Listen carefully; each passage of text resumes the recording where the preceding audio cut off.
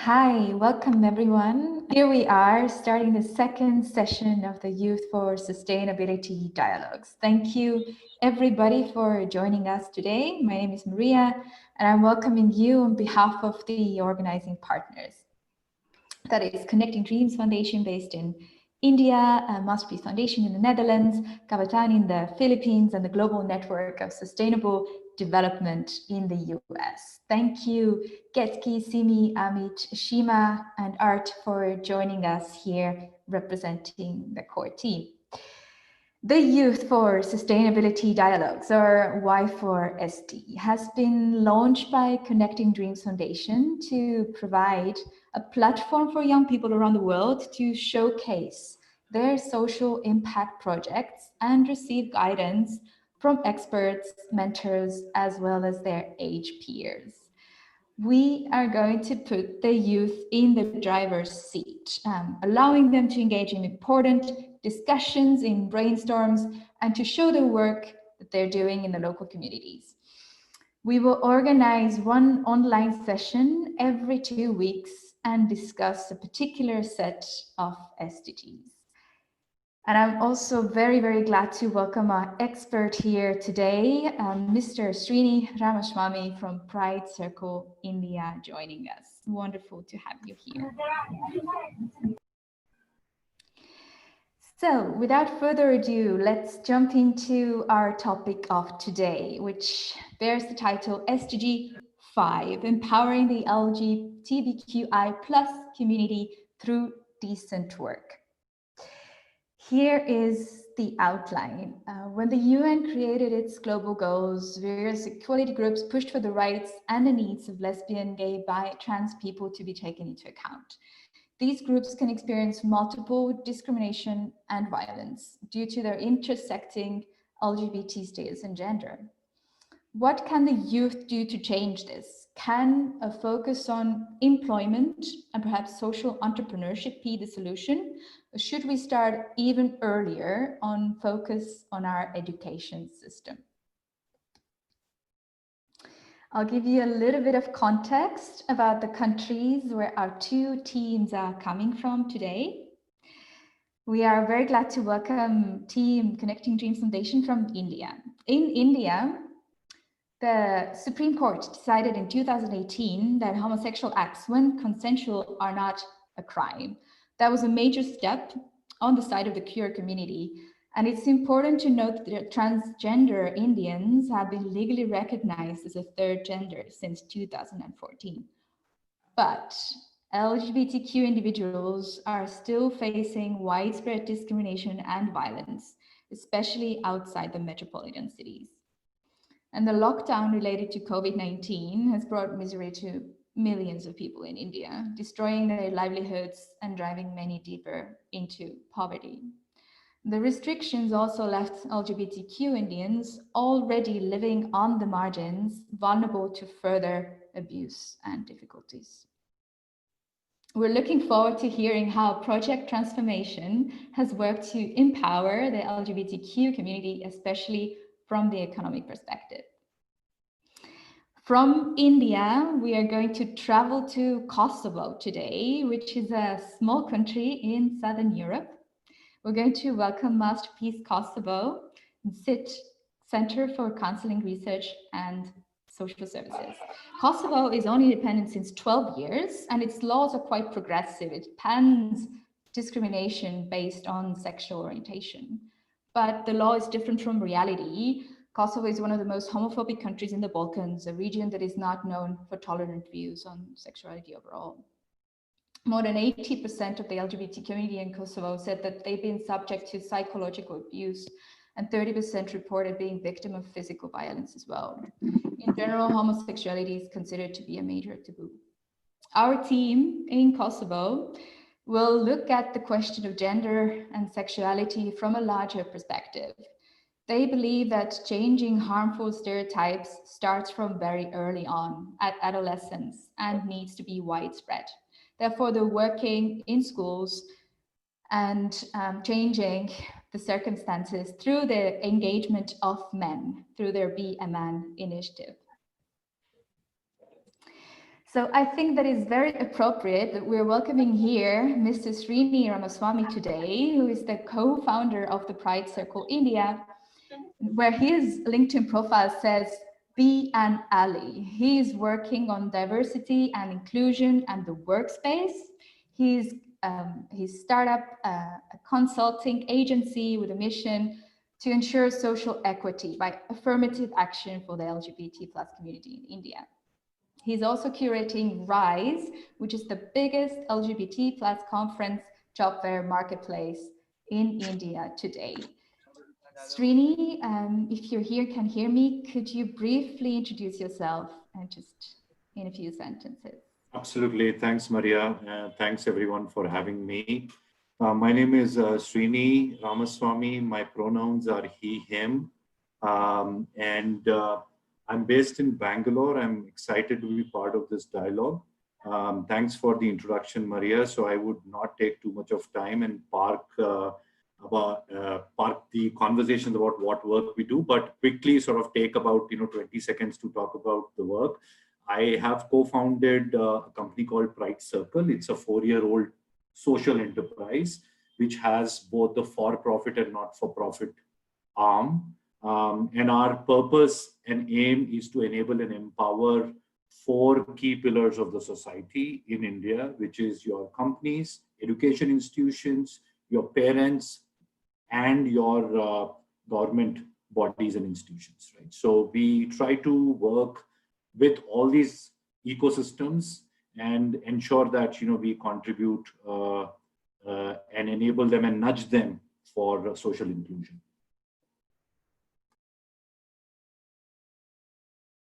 Thank you. Thank you so much for the introduction. Okay, let's kick it off. Some of you are already familiar with the format. We're going to hear from both of the teams. We'll start with Project Transformation and then move to Kosovo with Be a Man initiative. And after that, we'll hear our experts' perspective. I invite everybody not to be shy, not to hold yourselves back. Come up with questions, with reflections, with anything you'd like. Please share it in the chat space. We'll give you an opportunity to ask that question from either of the teams or from our expert later on today.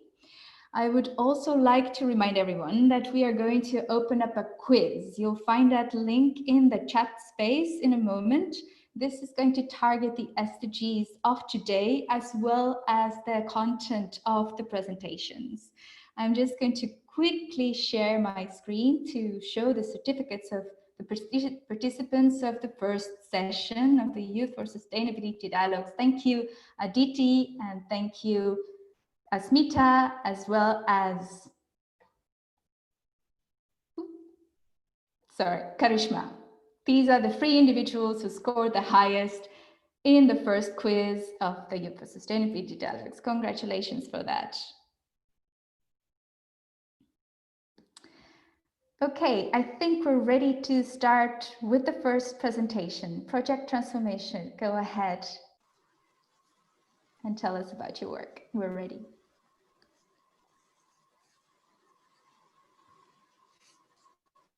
Hello everyone, my name is Harshit. Hi everyone, and I'm Gayathri, and we're both students studying in Delhi University. Before this whole pandemic took over the world, we used to wake up, get ready, eat breakfast, and leave for college. We could actually eat a homemade lunch in between classes and come home to even have dinner with us. Harshit, you have to be louder. Sorry, but Harshit, you're not audible. Do you mind kind of starting now? Again? We are missing out. Oh, right. Is it better now? Slightly. You need to kind of come closer to the mic. Okay. Better now? Yes. Okay. So let's just start again. Hello, everyone. My name is Harshit. Hi everyone, I'm Gayathri, and we're both students studying in the University of Delhi. Before this whole pandemic took over the world, we were just college students waking up in the morning, getting ready for college, having homemade lunch in between sessions, and coming home to have dinner with our families. But during the first few weeks of our college, we came across a person who was abandoned by their family at an age of 19 years old. Exactly how old we were. And and like what was the reason? They had just come out as trans to their parents. They had no place to go, no way to fund their education, and no food to eat. We at CDF Aryabhatta actually fell apart here on hearing the story, and we came together, helped this person get a cheap accommodation with what savings they had. We also arranged for students they could tutor to for a monthly earning and continue with their studies. This experience completely shook us and it changed our outlook on life. This was before even project transformation was a thing, but we'd immediately circulated surveys amongst our families and friends to understand what knowledge people have on gender and sexual identity. The results, with the lack of a better word, were absolutely shocking. Most of the people did not have enough awareness, and a lot of them were okay with openly admitting to the fact that they were homophobic, transphobic, and queerphobic. To tackle this lack of awareness, project transformation was started. With Sustainable Development Goals 1, 5, and 8, we set our vision as the empowerment, inclusion, and the acceptance of the LGBTQI plus community. We got in touch with different organizations and interacted with the community to outline the major problems. The first step was sensitization. We met with different eminent and successful personalities from the community and designed a model that we called Transformation Talks. It was an initiative towards spreading sensitization about the community throughout educational institutes and youth. As a trial run, we held the first ever transformation talk with Miss Reena Rai, who's the founder of Miss Trans Queen India and the Dhanareshwar Foundation, and Jamal Siddiqui, who's an LGBTQI plus activist, as the speaker. It was a huge hit, and we got a very positive response. We then even contacted other colleges in the university and held talks with even more speakers like Navya Singh, Naz Joshi, Akash Agarwal, and many more, where they talked about community-centric topics and their own journey. But post-pandemic, the whole world changed, and we just couldn't stop. We shifted our talks to online platforms like Instagram Live, and so far we have had a viewership of 2,500 plus individuals. While we got a lot of appreciation and love from the community as well as its allies, we were thrusted into a world of hate. The social stigma that surrounded the LGBTQ plus community was also now extended towards us. A lot of the team's family members and our own faculty were not ready to accept the project. And a lot of us were individually targeted on social media and received a lot of homophobic slurs and threats. And being college students in the capital of the country, I'm not exaggerating when we say that we're very privileged. So being targeted out, singled out like that, and on the receiving end of so much hate had really shook us. But as these challenges came, we realized we weren't really alone. After each talk, we would actually get people who would want to work with us for the community. So we came up with a volunteer program which acted as an opportunity for the members of the community and allies alike to get together and work for the betterment of the society. So far, we have had 40 plus volunteers who meet every month to discuss about transformation, recent events, and their ideas. But even then, we realized that we still needed more. As the social media started gaining more and more attention, a lot of people who needed help or just emotional support reached out to us.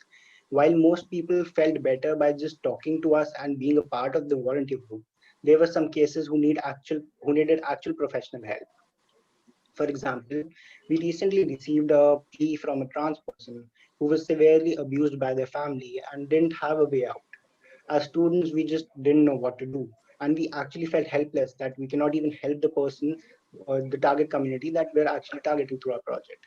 So we started reaching out to many professionals and finally found a team of community inclusive psychologists who were willing to help us and we were finally able to help those who reached out to us for it. One of our most recent initiatives was the Queer Art campaign, which was basically us providing a platform to up and coming LGBTQ plus artists to share their work with us in a safe space and full of love. We also ended the campaign with a webinar on queer literature. We had Professor Debolina Dey, who was a professor at the University of Delhi, and Rajorshi Das, a non-binary poet and a research student at the University of Iowa.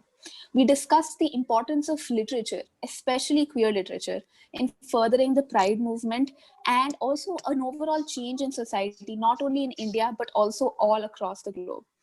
And when you start something and you receive a lot of rejection from people and you thought would support you, you do feel dejected, but you carry on because you know what you're doing is right. But there's always a sense of you seeking validation from the people who rejected you.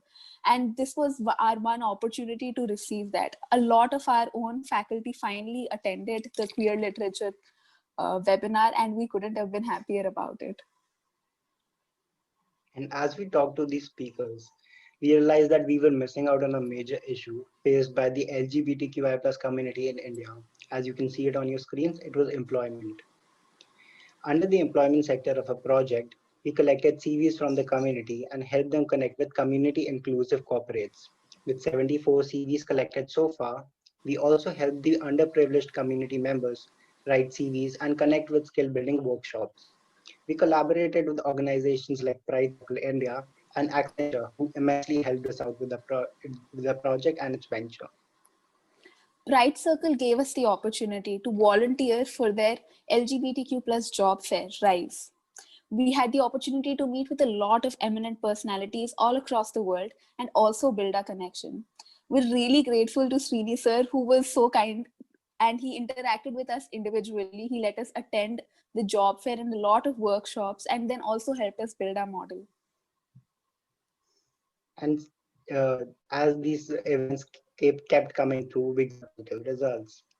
Before that, I'd just like to say that success doesn't come in torrents, but in little raindrops. And our own very raindrop was a trans woman who was closeted to her family, who got a chance to come to Delhi through our project. We aided her accommodation, helped her get ready presenting as a trans woman for the first time, helped her practice for her interviews, and accompanied her to the interviews as well, because she was very nervous and it was her first time out of her hometown. Finally, she was able to bag a paid internship at a top tier IT company in Bangalore. She's been working with them for 6 months now and has even started her training as an employee. But this isn't it. Project Transformation has done 12 transformation talks till now with speakers from all walks of life, be it Miss Trans Queen India, founders of NGOs, medicine students, software developers, people from the fashion industry, and many more. We've had more than 2,500 viewers. We've collected more than 74 CVs and have more than 40 volunteers on an ever-growing digital platform. We couldn't be happier about how Project Transformation is going. And we don't stop here. As messages and emails of individuals seeking help flood in, we're looking forward to creating a helpline that can actually reach, that anybody can use to actually reach to us and talk to us more efficiently. As career decisions can become a major source of stress, we're also talking to a couple of career counselors that can talk to volunteer group as well as conduct regular sessions for the general public. Now our volunteers have been working with us very excitedly, and they even want to start a transformation club of their own in the colleges and workspaces. It'll actually help them make their institutions a better and inclusive place, not only for themselves but everyone around. And all of this wouldn't be possible without the help of our partners, Pride Circle, the Ardhanareshwar Foundation, Naz Joshi Foundation, Accenture, Miss Transpi in India, and our media partners. We couldn't be grateful enough for whatever help you've done for us. And of course, Connecting Dreams Foundation for always being there for us and always guiding and supporting us. We have overcome a lot of challenges, but there are a lot more to look ahead for, and we couldn't be more excited about it. Thank you so much. The floor is now open for any questions.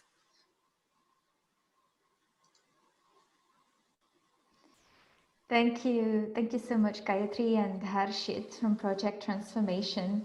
Yes, the floor is indeed open for questions, but we will ask them after we've also heard from Liridona, who is representing MasterPeace Kosovo here today. Liridona, the floor is yours. So, hello everyone. Thank you for the introduction, Maria. As Maria told you, I am Liridona Berisha from MasterPeace Kosovo, and today I will be presenting a short introduction of what we have done until now in the field of human rights and inclusion and gender and sexuality, and also an idea of what we could further do to push further these issues and to fight discrimination against people from marginalized groups. If you allow me, I will share my screen now and share with you a short presentation on our project idea.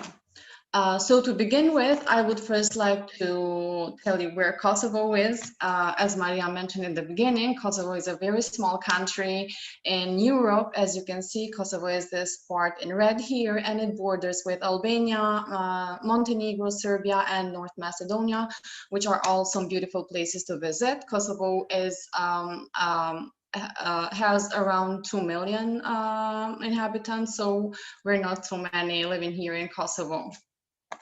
As Maria provided you with a background on how the LGBTQI situation in Kosovo stands, I wouldn't take more time of it, but I will include some parts of it in the next slides, which will all relate to what we have done and what we're planning to do in the future in order to fight, in order to combat these discriminations and reduce the discrimination scale in general.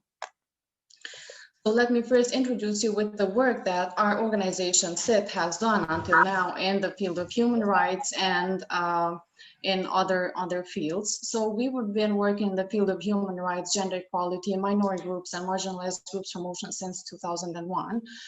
We have started, as Maria mentioned, the BMN Club, which is the Young Men, also known as the Young Men Initiative. We started it in 2011, and it started as a small project, but then it became national, and then it went international with the support of partners as CARE International in Balkans, ODA Group, OA Foundation, and other partners who constantly support us in the work that we are doing and in our field of expertise. So the need for the BMN Club came as a result of the patriarchal mentality here in Kosovo, since due to the situation here in Kosovo and our mentality, we're kind of a society that does not really support women, people from marginalized groups, and people from minority groups. So in order to combat these issues, we've come up with an idea to create a project which will not be for our context only, but for a wider context as well. So we are a group of organizations that implement the same project in Kosovo, Albania, Montenegro, Macedonia, Bosnia and Herzegovina, and in other countries. And we're all doing the kind of same work in order to fight homophobia and other important issues which are really prevalent in our society and hinder further development and inclusion of people with all backgrounds.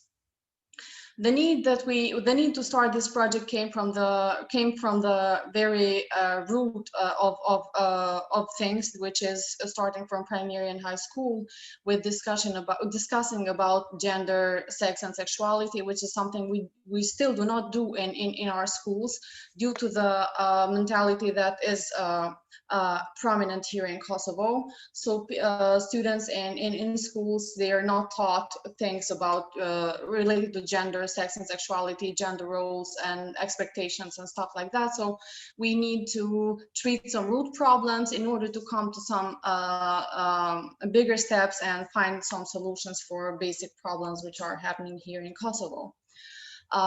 As a part of this program, we have trained hundreds of youngsters on promoting nonviolence, gender equality, and healthy lifestyle. We initially started with trainings here in Pristina, since this is the main center, and all organizations that work with the LGBTQI plus community are Pristina centered, but which include members from all other cities as well. And there are some cities that have a great number of these of members of this minority group. group, but they're not really willing to cooperate with organizations here in Pristina due to the background of their cities, and since there are some small cities and almost everyone knows the others, so they're still living kind of a double life, since they can't express their sexual orientation clearly yet. Some organizations that are part of bigger groups in Pristina are from Ferizaj, Prizren, and Mitrovica, which is really interesting because this was kind of surprising even for the organizations that deal specifically with the LGBTQI+ community. But this is a very good step to moving forwards to fighting discrimination and to create an openness and acceptance for people with backgrounds, with different backgrounds here in Kosovo. As part of our work, so we saw the need. We saw that we could not do things alone. So we needed to create partners in local and international levels, and from local and national institutions. So we have started creating memorandums of understanding with several public institutions.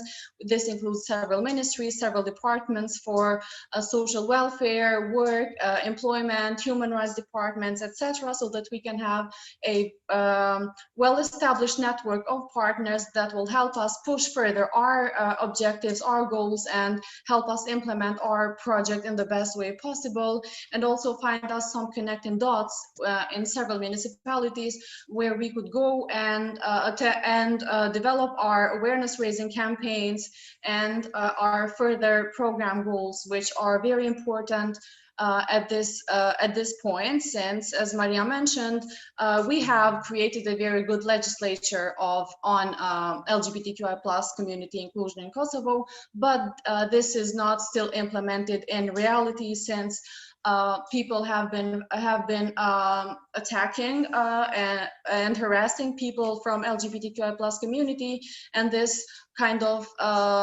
had to stop or started to change only when we had a law that it considers it a crime, harassing or insulting or attacking people from marginalized communities, specifically LGBTQI+ community, but this has still not solved the whole problem, since members of marginalized communities are still experiencing a lot of psychological violence, since this is not something they can really prove, and the law cannot sue people for this. We have also signed memorandums of understanding with several departments of the University of Pristina, since educational institutions are a very important part of our work, since we work from high schools with, we work with teachers and students of high schools and universities, since this is the circle we have created and attended trainings specific for gender, sex, and sexuality, since we want to have especially youth become aware of gender concepts, roles, and sexual orientations, and why is it important to respect people of all backgrounds and include them in society and not be discriminatory against them. So one of the centers we mostly cooperate with is Center for Human Rights within the University of Pristina, which have helped us target many students and many youngsters from all municipalities in Kosovo, and hold training sessions with them, panel discussions, and several activities which will raise the awareness of people regarding gender, sex, and sexuality. So we have organized several training discussions and other activities with students from these departments, apart from hundreds of students from high schools in Kosovo, in order to raise awareness and create a wider circle of people who are willing to share their experiences and to talk openly about their gender, about their sexual orientation and their sexual preferences.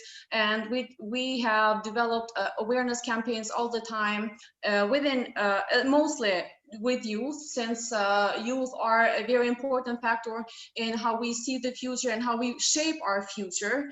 So we have focused our work on youth and teachers, which work with youth, youngsters in high schools and in universities, since it is important that we change the mentality and the mindset of teachers as well, and the way teachers see and treat their students, since there are a lot of cases at the University of Pristina where students had to drop out of their studies due to their sexual orientations, because some specific professors and teachers would not allow them to attend their lectures and would insult and discriminate them in front of everybody. So they thought the best way to solve this problem is just dropping out the studies and going back to their place of origin, since most of students come from other cities to study here in Pristina. So we saw awareness raising campaigns as one of the most important factors in working with these problems and in combating these issues and changing the way we treat everyone, and especially people with different sexual orientations.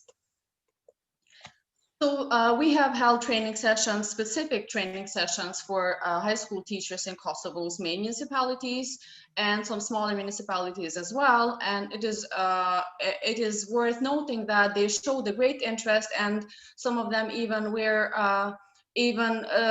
accepted that they were unaware of gender difference between gender, sex, and sexuality, and difference between sex and gender roles, because because there are still biology teachers in schools that they skip classes and lessons that deal with sex and gender, and the main things they mention is that there are only two sexes, male and female, and this is all they explain to students about when it comes to gender roles, sex, and sexuality. So youth are not well prepared and are not aware of the different backgrounds that exist in the whole world, and this is how we create a lack of awareness and a mistaken concept of gender, sex, and sexuality, and especially gender roles and sexual orientations in our society. So this has been one of the most important activities that we have held during years since 2011. This was awareness raising campaigns in schools, and we have also prepared an online course which will be attended by high school teachers in Kosovo, who will learn more about gender, sex, sexuality, and gender roles and sexual education. And this has been accredited by the Ministry of Science and Education here in Kosovo, and it will be online from we're hoping it will be online for teachers from the next year, and then we've prepared a manual for them, so that they after attending the online courses and passing the test, they will be able to include those life skills and those main concepts that we've explained in their subjects, and this will help us push further our work and create a better awareness on these gender roles and these specific concepts, especially reducing the scale of discrimination against people with different sexual orientations here in Kosovo. So we will try to treat the root problems in the further steps that we are going to develop this project. We will try to treat the root problems, which are homophobia, gender-based violence, sexual orientation-based violence, accepting people of all backgrounds, inclusion, and workplace discrimination. According to research that has been done from organizations that deal specifically with LGBTQI+ community rights in Kosovo, there is a huge discrepancy between people who who are considered as normal people and people who belong to, who are part of the marginalized groups or minority communities. There have been some personal stories that have been shared from these organizations, and there are cases where people have been fired just because they are gay or lesbian. But this interesting enough is that men have been women facing more problems when their employers understood that they are gay, because they said that you look too feminine, so you can't be doing this job. But when it comes to lesbian women, they have had like less problems because you look like more masculine, and it's fine. You can have this workplace. So this is why we have designed an idea to treat workplace discrimination through specific trainings with businesses here in Kosovo. So we want to create a network of businesses and hold training sessions on inclusion, gender norms, and we want to relate it with gender, sex, and sexuality. According to a research that has been done from the Kosovo Women's Network, they included 65 companies in this research, in this survey, and it resulted that 95% of the surveyed companies had policies against discrimination and pro-equal opportunities. But only 43% of the companies included, and 43% of the companies included only gender identity in their policies, excluding terms relating the LGBTQI+ and statuses related to it. 22% of the companies did not have such terms included in their policies, and only 22% of the surveyed companies had policies which include language that mentions LGBTQI+ and statuses related to it. So even though such policies do exist, there are no required knowledge and capacities to implement them into practice. So we want to make use of our previous experience in training teachers and students. We want to add another part to our manual, because we have developed a manual which we use for gender, sex, and sexuality and gender roles. It is online as well, and I can share the link with you later. And so we want to add an extra part to this manual and add a part for companies and businesses to train them in inclusion and non-discrimination in the workplace, since this is closely related to gender-based discrimination and other topics which I mentioned earlier. So when defining the problem, we want to make youth familiar with a specific problem. We want to treat it through workshops and camps, as we have previously done, in order to make it more interesting. And we want to include young men and women in promoting gender equality and equity, gender and social equitable norms. We will also continue training teachers in correctly addressing gender-related issues. And our main target groups are youth, school teachers, business companies in Kosovo. We have discussed with several departments of universities and schools, which how could we approach to teachers, and because we do not want to target the same schools, we want to have some other schools in some other cities in order to create a greater circle of schools that we're including in the workshops. So the main outcomes of this basic idea of the project will be that youth will be well aware of gender concepts and distinctions. Teachers will treat gender and sex differences properly in their classes, and businesses will employ people of all backgrounds, reducing discrimination based on sexual orientation. So this was all about my presentation, and if you have any questions, please feel free. Amazing. Thank you, Liridona, for such a comprehensive story for the presentation that you shared with us today. Both of you agree that the harmful norms and taboos are hindering the development in each and every individual, and you have different approaches to how you're changing the situation for the better. I'm very curious, Srini, could you share your perspective? Maybe you have feedback or words of guidance for the two teams here today. Absolutely. I think both the teams have done some incredible work. Though I've worked with the Indian team closely, I don't want to sound biased. But the idea is that, really congratulate both the teams and people who are involved in such an intense work over the years. It is not easy to challenge such norms in the countries we live in. And I know both the countries have some sort of similarities and overlaps in terms of the challenges that the community has faced over the years. And if you look at the journey, and I would probably share that if you try to do a comparison, and I was doing this, over these years and try to look at where we are in terms of the country's progress, try to look at Wikipedia and see on LGBT rights in India and rest of the world, you would see that there are parameters which talks about how each of those countries are looking at, and you would find that there is a lot of similarity between both the countries, Kosovo and India. So one of the things I would say that probably there's an opportunity for both the teams to collaborate and exchange notes to see that what has been the learnings, what have been some of the challenges. And knowing that Kosovo is the youngest country, youngest nation, right? So and if you look at the decriminalization of same-sex activity happened in 1994, much more earlier than in India, which is in 2018, right? We talk about patriarchy, it's similar. We talk about gender norms, challenges, very similar. We talk about the female employment rate in Kosovo, 57%. More or less similar.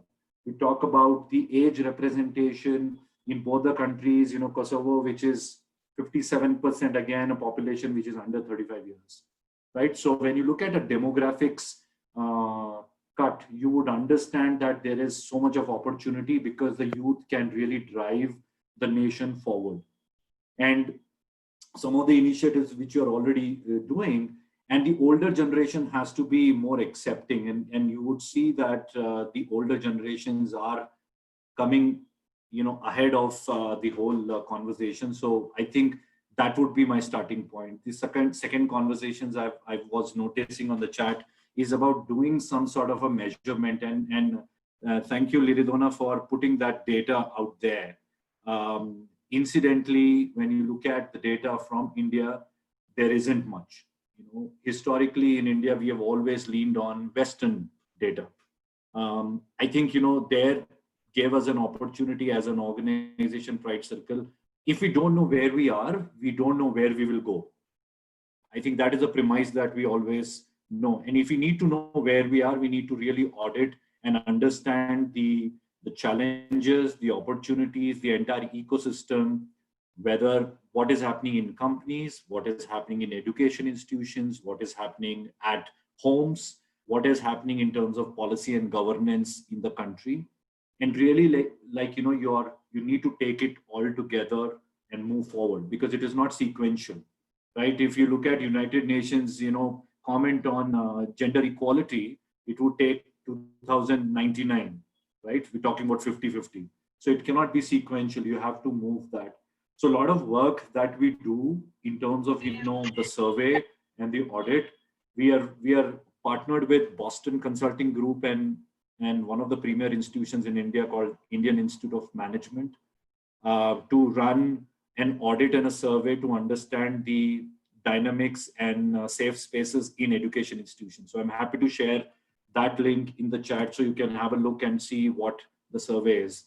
Simultaneously, we're also doing a study and a survey about what's happening in companies. Art, thank you for raising that question about, we need to have a consistent measurement to understand what companies are doing. So we again partnered with a global organization called Stonewall from United Kingdom to run the country's first workplace audit. And I'm happy to report that 70 companies from India have signed up, and the audit ends next week. So this would be one of its kind, first of its kind report from India that would be published in December. And all these data points really help you to understand where do you need to go, what the opportunities are, whether in terms of policies, whether in terms of governance, whether in terms of the biases that we have, how ingrained the biases are. The challenges of the community across the LGBTQIA plus spectrum is different, because these are invisible and visible identities. Even within the trans community, you have different challenges when it comes to trans men and trans women, right? And similarly, there are individuals who do not identify as binary, male or female, gender non-conforming, gender fluid, their challenges are entirely different, right? So how do we make sure that we use the language which is inclusive everywhere, right? So some of the work, I mean, some of these pieces that I've spoken about is the work that we do to make sure that, the work that we do, and I always open my introduction with the pronouns. When we are talking to the international audience, you would not know who the person is, what is their pronoun. You would see my name, Srini, you would not know, should I refer this person as a he or she or they or Z or theirs? I don't know. I think, sometimes you also as a strong ally, and I've been a strong ally for the last 20 years.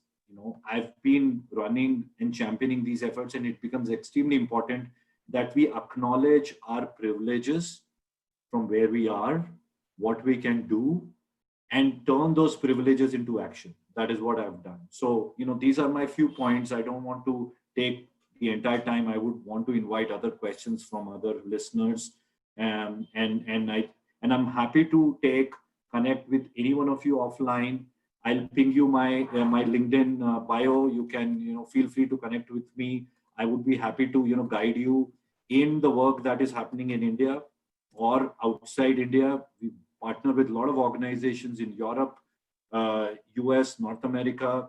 I'm happy to give you a global landscape and the work. So thanks for allowing me that time. And we look forward to connecting with both the teams. Thank you. Thank you, Srini, for your valuable perspective. Yes, we've received some questions from the audience in the background. I have one that I would like to ask right away from Project Transformation. What was the biggest challenge that you encountered during the project, and how did you overcome it? And I'd like to address it to Mincy. She was not presenting right now, but she was leading the whole project last year. Are you here? Maybe you can share the biggest challenge and how you overcame it. Hello, ma'am. Good evening, everyone. Thank you so much for giving me this opportunity to share. So, the journey of transformation has been wonderful, but still there were struggles and challenges. To talking about the challenges, the first thing was the target community only, in the sense that we wanted them to provide a decent work for their growth. So when we started collecting CVs, we realized and we came across to know that they are actually not very educated. So their education qualification became another challenge for us. So, and the next challenge we came across was their rigid mentality. That is that nothing is going to happen good to them. They are born like this, they are living like this, and they will die like this only. So their rigid mentality, and building that trust with them, that we are actually with them and you'll be helping them out. So that was the another challenge that I can think of right now, because these were really hard to overcome with. But yeah, definitely throughout the period of this 1 year, like past 1 year, has been a lot of learning and full of challenges and learning as well. So how we came across with this challenge was like we actually started working with the Amit sir, and he guided us throughout the process. And Simi ma'am, as we have already mentioned, that CRF India has been a constant support. So they actually guided us, and Jisha, her placement was something that accelerated our project, and another collaboration with Pride Circle, because when we were trying really hard to find CVs and really hard to find the people to talk to, so their collaboration made it easier for us, and the opportunity that we got to be part of employment fair has been another thing that actually accelerated our project. So these two challenges, this is how we came across and overcome. So thank you so much. Thank you, Mincy, for sharing that. Okay, let's move on to project transformation team. Gayathri and Harshit, do you have a question for Liridona perhaps? Anything you'd like to know more about what they were doing in Kosovo? I actually have a question. I was very intrigued by what you said, and we at Connecting Dreams Foundation actually have initiative called Kilkari. It aims at educating the underprivileged children, and it's just a volunteer-based program where students from the colleges and universities tutor these kids individually. Right. So Project Transformation has lately been working on a kind of a module to both for these volunteers and the children, so that the education process can become a little more gender neutral and more inclusive. So how do you approach these topics to children, especially like young children, middle school children, or elementary based children? Well, if you're talking about the trainings that we hold, because we do not have any specific training program for underprivileged children. Unfortunately, we haven't been able to do that yet, because our main focus is making students and pupils familiar with the basic concepts, which are gender, sex, and sexuality. Since this is, I mean, the most basic problem we shouldn't be having, but we unfortunately do, since parents and teachers, most of them consider it as a shame talking about these topics and explaining their pupils and children about sex, sexuality, and sexual orientations. So we have focused our trainings on making the distinction between these concepts and explaining why it is important, accepting people from all different backgrounds, and making them aware of the different backgrounds that people might have. So we have training programs, I mean general training programs for high schools in Kosovo, and the way we approach them is we target one different school every year in a different city in Kosovo, in order to target as more municipalities as possible, and in order to target people from rural and urban areas, and from remote areas as well, because the main problems, there are problems all around, but there are more problems, they are more prevalent in remote areas. So the training program that we offer, unfortunately, is not specific for peoples with difficulties or some specific training program. It's more general for all pupils that we target in several schools. Okay, thank you so much. Harshit, did you receive an answer? Yes. Yes, we did. Perfect. Thank you. Liridona, perhaps a question from your side. What would you like to know from Project Transformation? Yes, I really liked the part with the queer literature. I haven't heard of something such before, and I would really like to know what was the audience reaction to it, in case you posted it in your social media. How did the audience expect it? Because I'm not sure what would be the reaction here in Kosovo. Queer literature in the canon of literature is very less talked about. Even like I'm a literature student, and even in our classes in our syllabus, the queer part of literature, the LGBTQI plus representation, is not very well represented. So the speakers that were present there were actually speakers who specialized in these topics, and we posted it on Instagram. It was a very we didn't go live, but it was a very huge audience. I think around same audience as we have now, around 80 to 90. And while most of the people were not from the background of literature, they were still very intrigued by LGBTQI plus representation in literature and queer writings, because literature is one of the things where you can represent a community in a whole and present it to the whole world. So yes, the audience reaction was very nice. There were a lot of faculty members from our own college's English faculty, and even they received it quite well. They were very intrigued by it. We discussed papers like texts like Virginia Woolf's Orlando, Sextiary, and Walt Whitman. So it was great reaction. We didn't. There were some questions because people who were not from the literature background obviously had some basic questions, but even then, the reception was very nice. Thank you. Thank you. Thank you for Liridona for asking the question, and Harshit for sharing your perspective. There's more and more questions coming in. We're going to have to take them one by one. Rema, I'm reaching out to you to check in. Would you like to ask your question that is addressed to project transformation?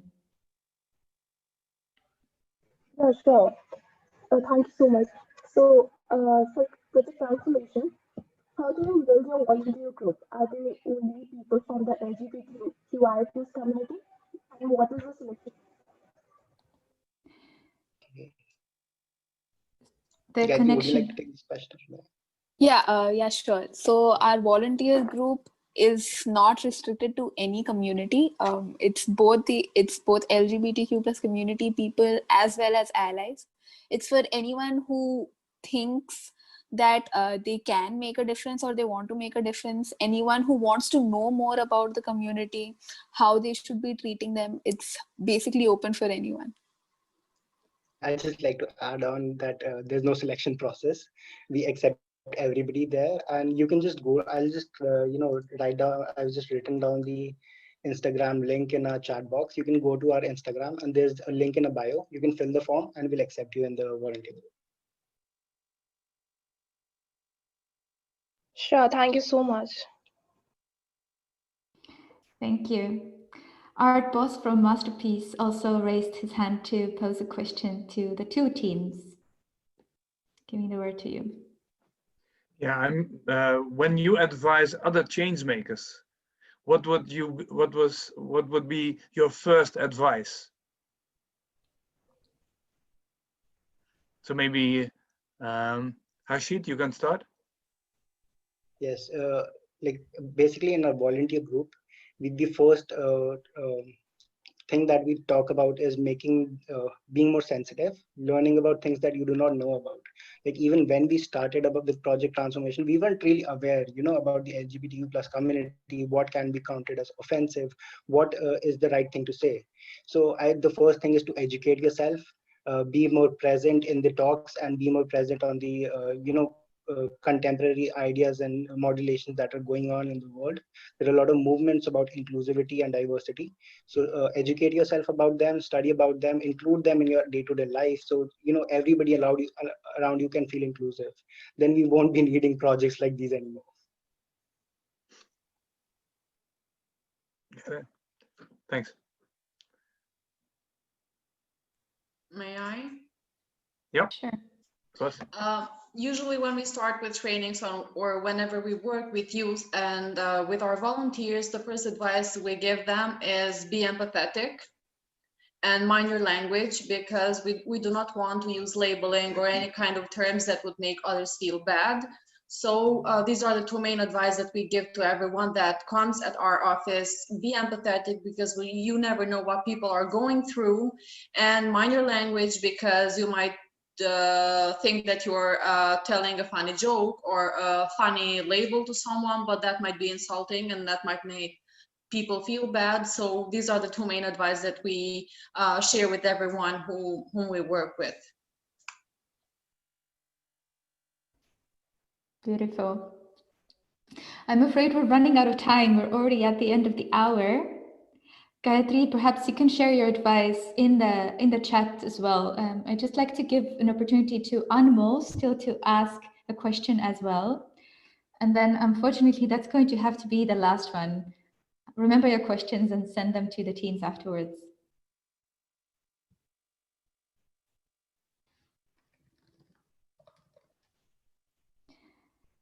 Anmol, are you still here?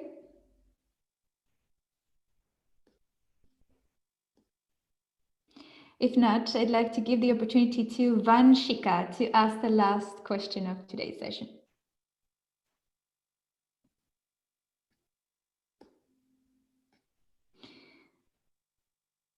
Vanshika's question here. How do you manage here, awesome. Okay, so hi everyone. Great presentation by you guys. So I had a question that despite like despite such a large spectrum of emotions that you deal with, how do you guys manage to work along with it?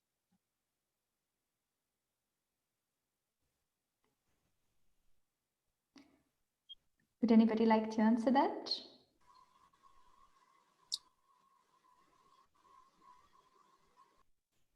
Okay, I'll go ahead with it.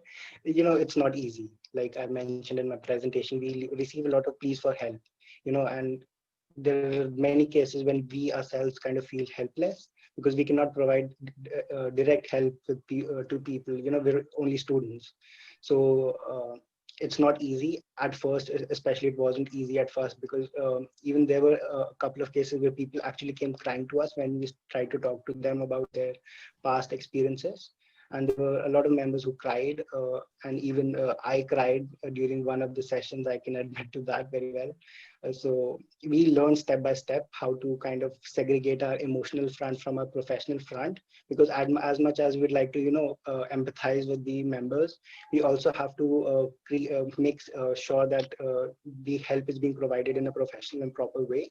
So yes, there are some difficulties that we face, but we just learn step by step to make sure that the emotional factor was still there to increase the passion and the purpose of the whole project, but even then to segregate them in a way.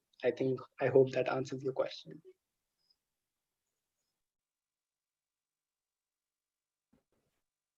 Thank you, Harshit, for such an open and honest sharing with everyone here today. With that question and answer, I'm afraid we have to draw closure to today's session. Before we leave, I'd like to invite everybody who's willing to switch on your cameras for just 1 second so that we can take a beautiful group photo of everyone here in this virtual space. Just 3, 2, 1, and we're taking a screenshot.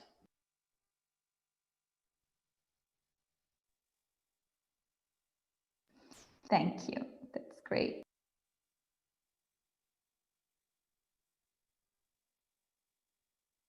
Here we are. Thanks once again to all of our presenters, to the core team who has been working really hard to pull it off. We had about 85 to 90 participants listening and learning about the projects happening in India and Kosovo. Really, really thankful for everyone. Learned a lot. I really hope so. Let's stay connected. Let's stay engaged. The next session of Y4SD is happening in 2 weeks on the 13th of November. We have not yet completely decided on the SDG that we're going to focus on, so we're still open to your ideas, to your suggestions. Reach out to us. Do you have a project that you'd like to share, to showcase with the world? We are here to provide you with the platform for that. We want to launch a photo competition in December. We want to create a mentor pool, perhaps a program to scale all the youth projects that are happening. We have a lot of ideas. Welcome to the journey that we started together with Y4SD. I wish you a beautiful evening or afternoon, or perhaps the morning to wherever you've joined us from. Thank you again. Bye. Take care. Wish you all the best.